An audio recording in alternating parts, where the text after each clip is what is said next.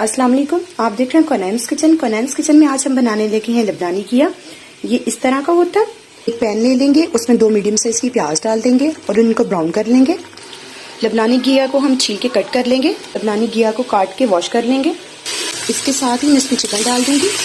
अगर आप वेजिटेरियन हैं तो चिकन को स्किप कर सकते हैं और बाकी रेसिपी ऐसी ही एज इट इज ही रहेगी। साथ ही इसमें मैं थोड़ा सा लहसुन अदरक पानी में मिला हुआ डाल दूंगी, 1 टेबल स्पून।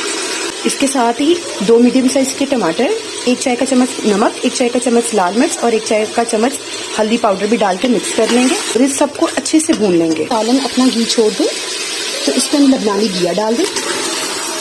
मिक्स करके इसको 10 मिनट के लिए प्रेशर लगा दें। चम्मच के साथ इसको मैश कर लूंगी।